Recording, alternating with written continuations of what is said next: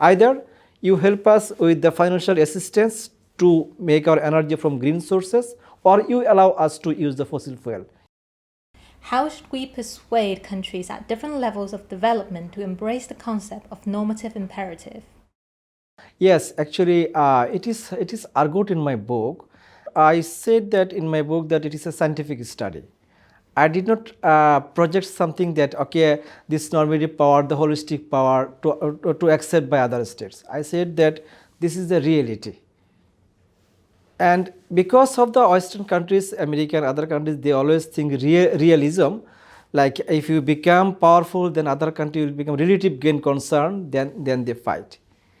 But it does not exist anymore. That's what I said. It is less relevant now.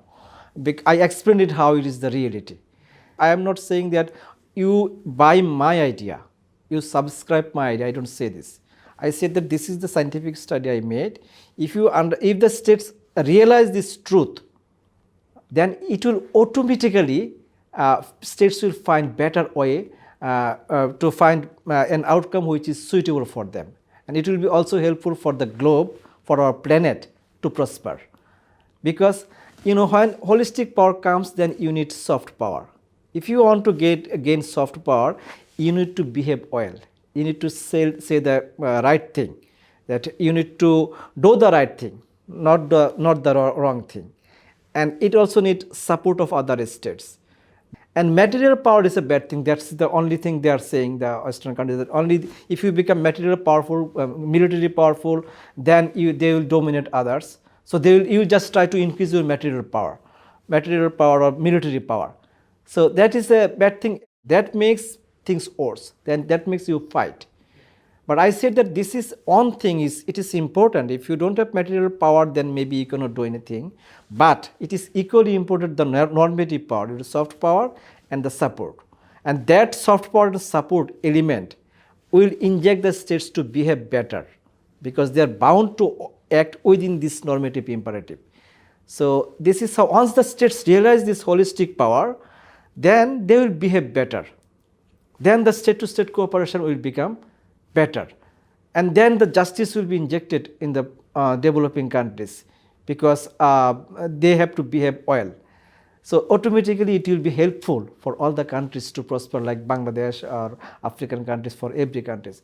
But if we just consider which is not the right thing, the Western countries say the military power, China is becoming very powerful, so we have to fight, we have to increase military power, budget. These things are just taking us to the back, to the history, to the old ages. But with this holistic power, the situation will be better. And this is the reality. I don't actually argue that you have to buy this. I explain it how it is the truth, how it is the reality in the current world. Okay. What Asian philosophies do you think are valuable for the West and may strengthen the global cooperation? Yeah, actually, the Western civilization, they have developed through scientific innovation to dominate the nature. They are not after the Renaissance period, 1500 Renaissance. They earlier they were like so much superstitious with religion and all these things. So after that, once they found these scientific innovations, they tried to dominate the nature. This is how they developed. But in Asian countries, like in China, it's like the harmony between nature, people and nature, Tianxia. It's the sky and all, and with the harmony with the people. So we have this kind of philosophy to live in harmony. And they have that kind of philosophy, that dominance. So this is like inherent. And if you also see the history, like Zheng Ho, he traveled around the same time like Columbus discovered America, but he didn't occupy other country. He returned back to China. So China in the history, we see that never occupied other countries. We have a philosophy of living in harmony, living together. And in the current world, it's more like this. Under President Xi Jinping, the philosophy, all these things, living in prosperity, with common prosperity, harmony, this is inherent in our ideas, in Asian ideas. So it's more different than other countries. And as you said, the climate change, it's a bit tricky for a country like Bangladesh. Like China, I have been to 17 to 18 provinces in China. I can tell you that I have been to 53 countries in the world. So I can tell you that the development of infrastructure in China can be compared with any country in the world now. But the country like Bangladesh, we are just developing.